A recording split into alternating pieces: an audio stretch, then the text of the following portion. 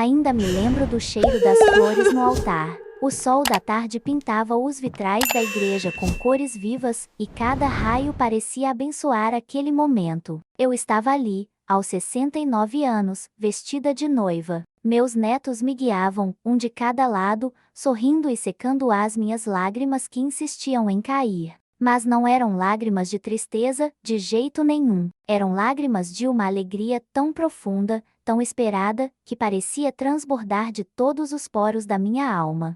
Olhei para frente e lá estava ele, parado no altar. Seus cabelos já grisalhos, as linhas de expressão marcadas pelo tempo, mas os olhos, aqueles eram os mesmos olhos que me enfeitiçaram pela primeira vez, há mais de 5 décadas. Sim, 57 anos, para ser exata. Eu estava prestes a me casar com o meu primeiro e único amor de infância.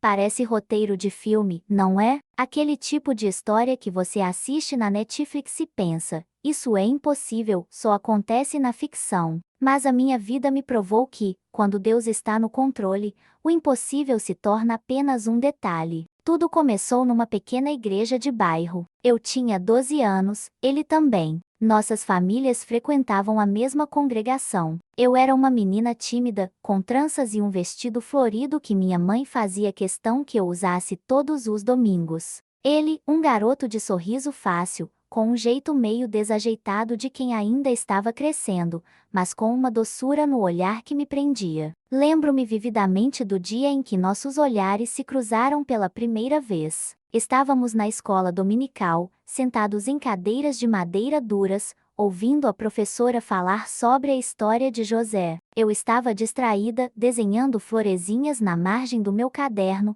quando senti um cutucão leve. Era ele. Me ofereceu um pedaço de bala de coco que sua avó tinha feito. Minhas bochechas coraram, e o coração disparou como nunca antes. Naquele dia, algo mudou dentro de mim. Não era paixão de criança, dessas que vêm e vão com a mesma rapidez. Era algo mais profundo, um reconhecimento de alma. Como se eu soubesse, mesmo sem entender, que aquele menino de sorriso doce teria um papel fundamental na minha história. Passamos a semana inteira na expectativa do próximo domingo. Naquela época, a igreja era o centro da nossa vida social. Era lá que encontrávamos os amigos, aprendíamos sobre Deus e, para mim, era onde eu podia vê-lo. Nossas conversas eram simples, sobre a lição da escola dominical, sobre jogos na rua, sobre os sonhos que tínhamos para o futuro. Mas cada palavra trocada era um tesouro. Eu me via, sonhadora, imaginando um futuro onde estaríamos sempre juntos. Lembro de um dia, no culto de jovens, em que a pastora falou sobre o amor que persevera, o amor que Deus planejou. E eu, na minha ingenuidade adolescente, olhei para ele e senti uma convicção forte de que aquele era o tipo de amor que eu queria ter com ele. Mas a vida, como sempre, tinha outros planos. Planos que pareciam desviar nosso caminho, mas que, no fim, nos trariam de volta um para o outro. Se você está acompanhando essa história que parece saída de um livro, quero te pedir um favor. De onde você está me assistindo? Deixe nos comentários a sua cidade, o seu estado e a hora em que você está vendo este vídeo. Quero sentir a conexão com vocês que me acompanham nessa jornada de fé e amor. Não demorou muito para que a primeira grande prova da nossa história acontecesse. Pouco antes de completarmos 15 anos, a família dele decidiu se mudar para outro estado. A notícia caiu como uma rocha pesada sobre o meu peito. Lembro-me do nosso último encontro no portão da igreja. Ele me deu um abraço apertado e prometeu que nunca me esqueceria. E eu fiz a mesma promessa. Guardei aquele abraço e aquelas palavras como um talismã, um segredo precioso que só eu conhecia. As cartas, que eram a nossa única forma de comunicação naquela época, foram se espaçando. A vida adulta bateu a porta para ambos. Aos poucos, a realidade se impôs. Eu me formei na escola, comecei a trabalhar, e os anos voaram. Conheci outro homem. Me apaixonei, ou pensei que sim. Casei-me, tive filhos. Construí uma família, como era esperado de mim. Ele também, eu soube por parentes distantes, seguiu o mesmo caminho. Mas, em segredo, aquele primeiro amor de infância nunca me abandonou. Ele estava lá, guardado num cantinho especial do meu coração, uma memória doce e, por vezes, dolorosa. Eu me via casada, com filhos, e pensava: será que Deus tem algo a ver com esses sentimentos que nunca sumiram? Eu orava, pedia a Deus para acalmar meu coração, para me ajudar a focar na minha família, no meu casamento. E Ele me deu forças, muita força. Mas aquela chama, por mais que eu tentasse, nunca se apagou de verdade. Ela virou uma brasa, escondida sob as cinzas da vida, mas sempre ali. Os anos se tornaram décadas. Meus filhos cresceram, se casaram, me deram netos. Eu vivi a vida plenamente, com seus altos e baixos, suas alegrias e tristezas. Aprendi a ser esposa, mãe, avó. Perdi meu marido, que foi um bom companheiro, para uma doença implacável. Enfrentei o luto, a solidão da viuvez, a reconstrução da minha própria identidade. Aqueles foram tempos difíceis, de muita reflexão e de uma busca ainda mais intensa pela presença de Deus. Foi nesse período que a brasa adormecida começou a reacender. Comecei a me perguntar sobre ele. O que teria acontecido com aquele menino? Será que ele ainda existia? Será que ele ainda se lembrava de mim? Eram perguntas que eu calava, porque me pareciam tolas e até desrespeitosas com a memória do meu marido e com a vida que eu tinha construído. Mas elas persistiam, teimosas, no silêncio da minha alma. Eu vivia uma vida tranquila, cercada pelo amor da minha família, mas algo parecia incompleto. Era uma sensação sutil, um desejo profundo de que houvesse algo mais, que a minha história não tivesse chegado ao fim. Foi então que uma amiga me apresentou as redes sociais. No começo, eu era cética. O que uma mulher da minha idade vai fazer com isso? Eu pensava, mas a curiosidade falou mais alto. E foi ali, navegando por entre perfis e fotos, que um pensamento, quase um sussurro, veio à minha mente: será que ele está aqui? Eu demorei para tomar coragem.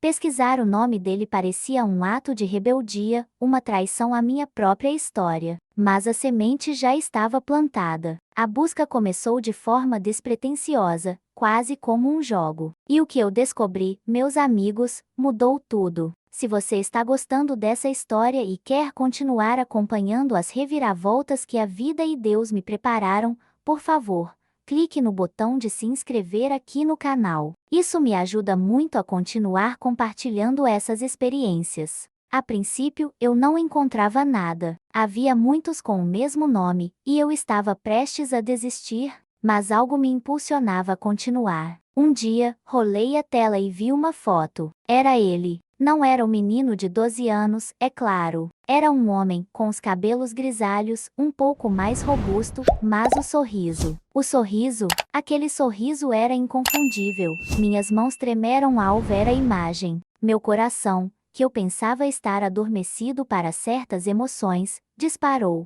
Havia uma informação no perfil dele que me atingiu como um raio: viúvo. Era como se um peso imenso tivesse sido tirado dos meus ombros e, ao mesmo tempo, outro, de emoções intensas, tivesse sido colocado. A tristeza pela perda que ele havia sofrido se misturava com uma pontinha de esperança, uma esperança quase pecaminosa, que eu tentei reprimir. Demorei alguns dias para criar coragem de enviar uma mensagem.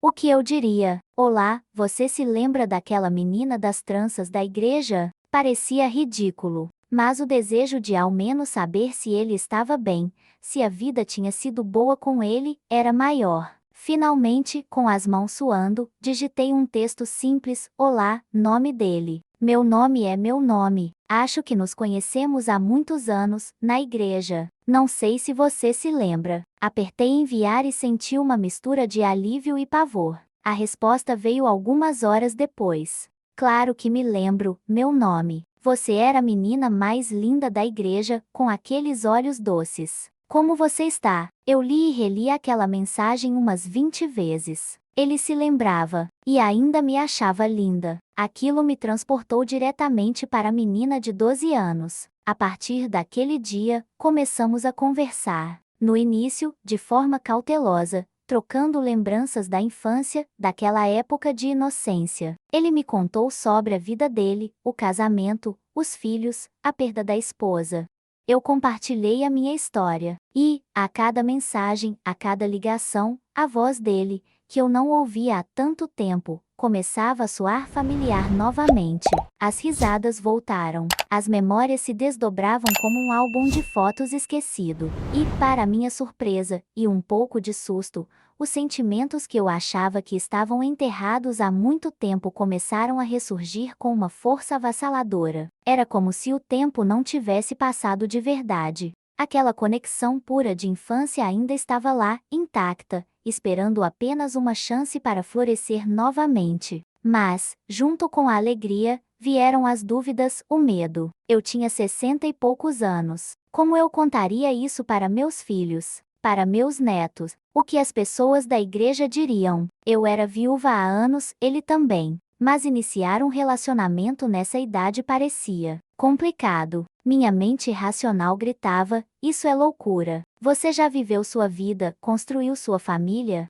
Mas meu coração estava vibrando de um jeito que eu não sentia há muito tempo. Eu pedia a Deus incessantemente: Senhor, me mostra se isso é da sua vontade ou apenas uma ilusão. Eu não quero errar, mas não quero ignorar o que sinto. E foi nesse período de muita oração e reflexão que eu entendi que Deus não coloca sentimentos puros em nossos corações para nos confundir, mas para nos guiar. Essa história é um testemunho da fidelidade de Deus. Se você está gostando, e se essa história está tocando seu coração, por favor, me diga nos comentários de que cidade e estado você está assistindo e qual a hora. É muito importante para mim saber de onde vocês estão me acompanhando. A certeza de que precisávamos nos reencontrar pessoalmente crescia a cada dia. As videochamadas já não bastavam. Nossos olhos buscavam os olhos um do outro com uma intensidade que transbordava a tela do celular. Finalmente, marcamos um encontro.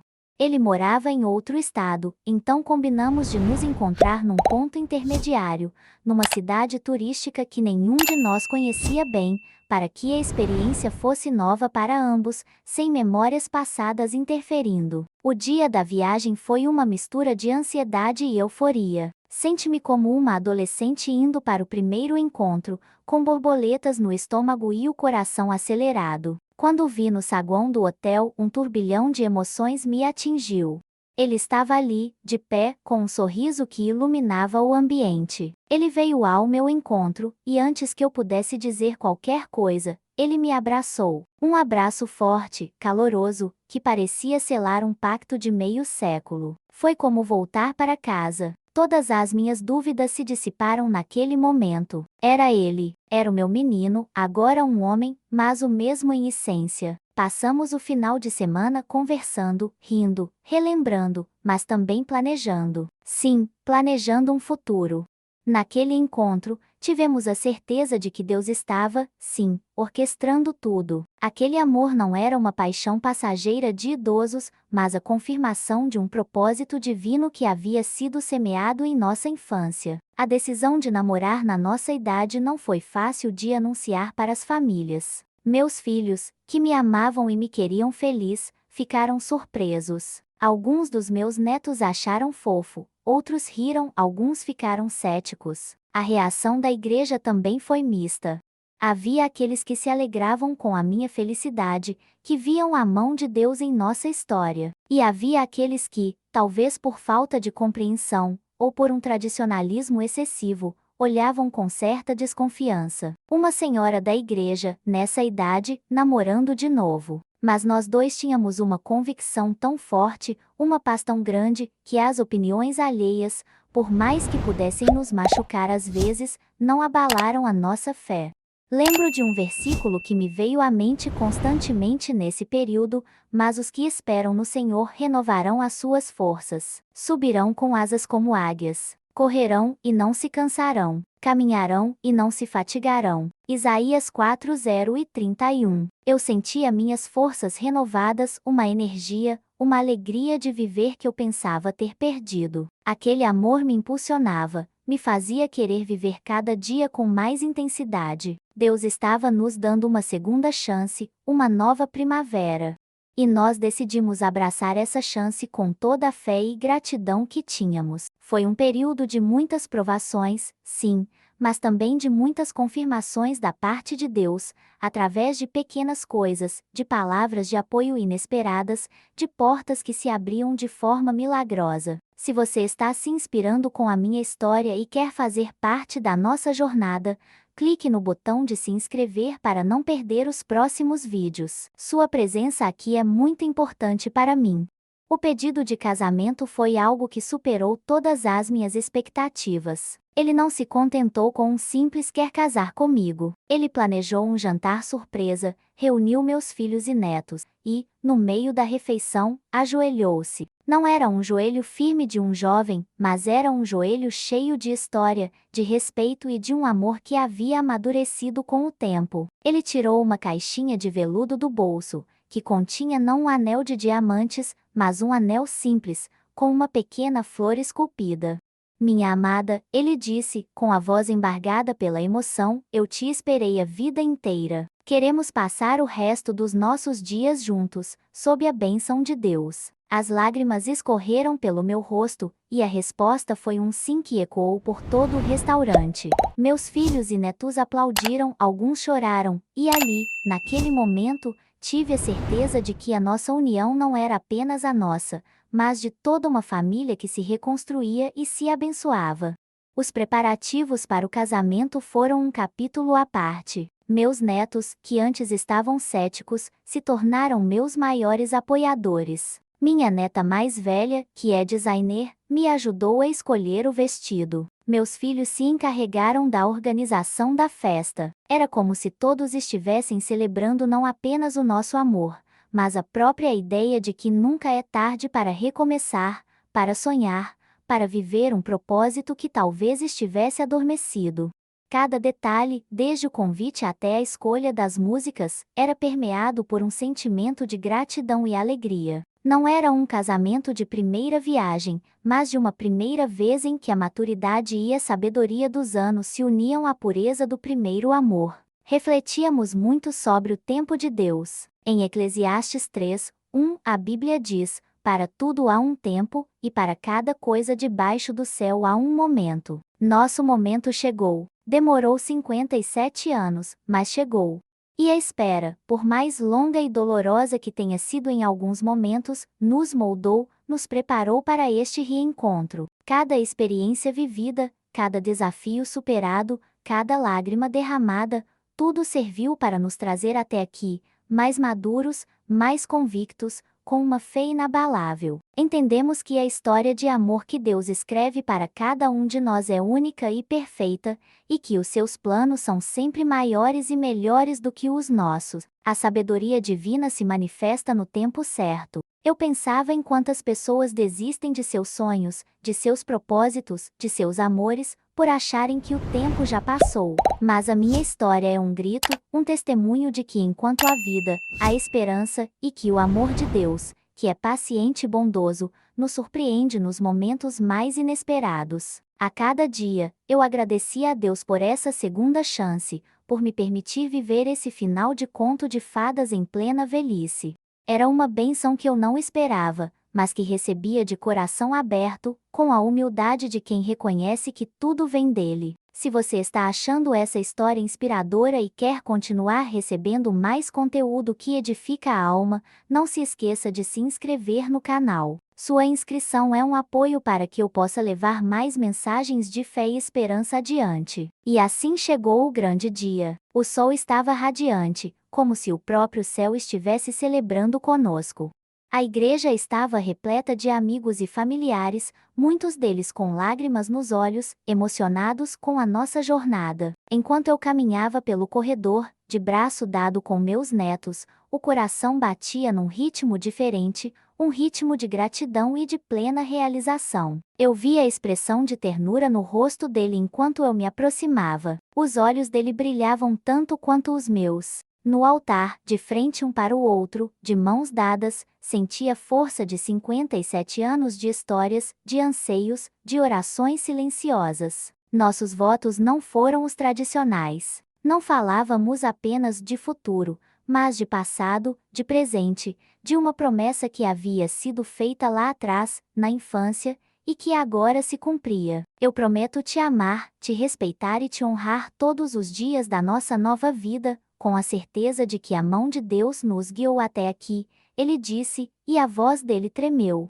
Eu prometi te amar quando éramos crianças, e essa promessa se manteve viva em meu coração por todas essas décadas. Eu respondi, e senti a alma se derramar em cada palavra. Hoje, aos 69 anos, reafirmo essa promessa, com a sabedoria do tempo e a fé inabalável de que fomos feitos um para o outro, no plano de Deus. Naquele beijo, o primeiro beijo como marido e mulher, depois de mais de meio século, não havia apenas paixão.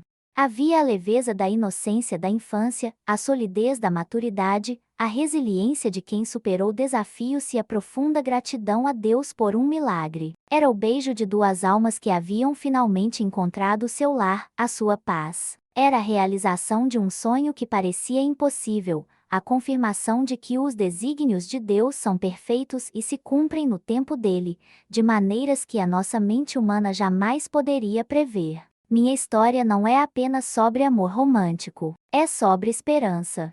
É sobre fé, é sobre a certeza de que Deus tem um plano para cada um de nós, e que Ele nos ama a ponto de nos dar segundas, terceiras, quantas chances forem necessárias para que seus propósitos se cumpram em nossa vida. Nunca é tarde para recomeçar. Nunca é tarde para sonhar. Nunca é tarde para amar. Se você está passando por um momento de desânimo, de solidão, de incertezas, lembre-se da minha história. Lembre-se que o Senhor é bom, uma fortaleza no dia da angústia, e conhece os que confiam nele. Naum 7. Busque a Deus de todo o seu coração. Confie nele com todas as suas forças, e ele fará com que o impossível se torne realidade em sua vida. A vida é um presente precioso, e cada fase dela tem sua beleza e seus desafios. A velhice não é o fim, mas uma nova etapa, cheia de possibilidades, de sabedoria acumulada, e, como eu descobri, de novos amores e recomeços. Que a minha história possa inspirar você a olhar para o seu próprio caminho com mais fé, com mais esperança, e com a certeza de que o amor verdadeiro, o amor que vem de Deus, tudo suporta, tudo crê, tudo espera, tudo persevera. 1 Coríntios 13, 7. E que esse amor te guie, te fortaleça e te surpreenda a cada novo dia. Confie no relógio de Deus, ele nunca atrasa nem adianta. Ele é perfeito. Que a paz de Deus esteja com você. E lembre-se, nunca desista dos seus sonhos, especialmente daqueles que parecem ter sido plantados pelo próprio coração de Deus em sua alma. Eles têm um tempo certo para florescer e transformar sua vida.